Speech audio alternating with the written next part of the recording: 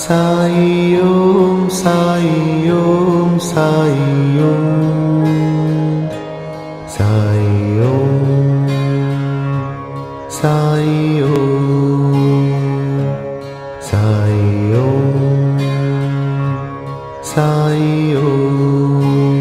ஓம் சாய்ராம். அனைத்து சாய் பக்தர்களுக்கும் வணக்கம். சாய்ராம், சாய் சீனு. சாய்ராம், இன்றைய தினம் இந்த வீடியோ பதிவில் பார்க்குற சத்குரு ஷிரடி சாய்பாபா ஆலயம் எங்கே இருக்குது பார்த்தீங்கன்னா, சென்னையில் பெரம்பூர் என்ற ஒரு இடம் இருக்குது. இந்த பெரம்பூரில் அகரம் என்ற ஒரு இடத்துல தான் இந்த சாய்பாபா கோயில் அமைஞ்சுள்ளது. இந்த சாய்பாபா கோயில் பார்த்திங்கன்னா ஷிரடி சாய்பாபா ஆலயம் ஃபவுண்டேஷன், அகரம், பெரம்பூரில் இருக்கிற அகரம்.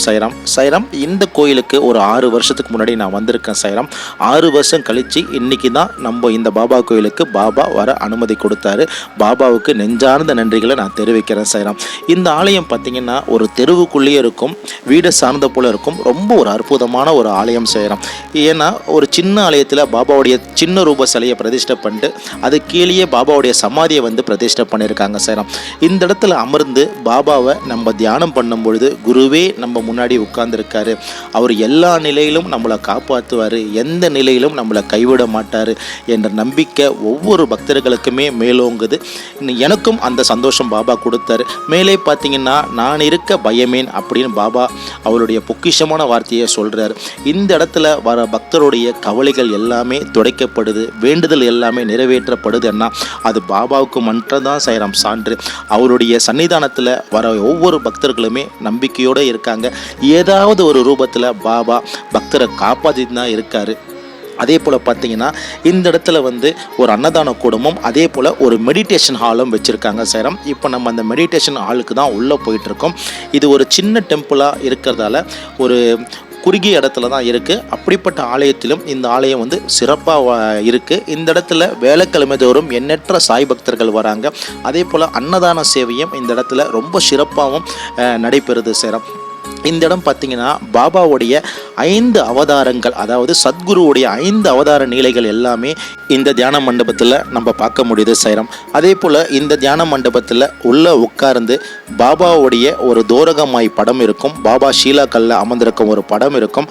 அந்த படத்தை மனப்பூர்வமாக நினச்சி பாபாவுடைய முழு உருவத்தையும் நம்ம இதயத்தில் பதிஞ்சு நம்ம வந்து தியானம் பண்ணோம் சொன்னால் கண்டிப்பாக இறைவனுடைய காட்சி நம்ம அடைய முடியும். சாய்ராம், பாபாவுடைய எல்லா மெடிடேஷன் ஹால்லையும் அவருடைய உருவம் வந்து ரொம்ப சுந்தர வடிவமானது. அந்த உருவத்தை ஒவ்வொரு பக்தர்களுமே ஆத்மார்த்த பக்தியோடு அவரை தியானம் பண்ணணும். சாய்ராம், ஏன்னா குருவே பிரதான கடவுள், அவரே நமக்கு வழிகாட்டி. அவர் எந்த நிலையிலும் பக்தரை வந்து கைவிட்டதா சரித்திரமே இல்லை. ஏன்னா ஒரு மனிதன் கடுமையான சோதனைக்கு உள்படும் பொழுது அடுத்த நிலைக்கு மனிதனை பாபா தயார் பண்ணுறாரு என்ற அர்த்தம் தான். செய்யலாம். ஆகையால் எல்லா முயற்சிகளுமே இறைவனுடைய திருப்பாதத்தில் வைப்போம். ஏன்னா நமக்கு இருக்க இந்த காலகட்டத்துக்கு நமக்கு கிடைச்ச பிரதான குருவே, ஒரு பிரதான கடவுளே நம் சாயப்பா தான். அவர் எந்த நிலையிலும் எந்த ஒரு பக்தர்களுமே கைவிட மாட்டார் என்ற நம்பிக்கையோடு அனுதினமும் அவருடைய நீலைகளை, அவருடைய அற்புதங்களை தொடர்ந்து நம்ம நினைச்சிட்டு இருப்போம். சாய்ராம், குருவே தெய்வம், அவர் எந்த நிலையிலும் யாருமே கைவிட மாட்டார். சாய்ராம், இந்த பெரம்பூர் அகரத்தில் அமைஞ்சுள்ள ஷிரடி சாய்பாபா ஃபவுண்டேஷனில் இருக்கிற பாபாவுடைய தோரகமாயில் இருக்க துணியை தான் நம்ம பார்த்துட்டு இருக்கோம்.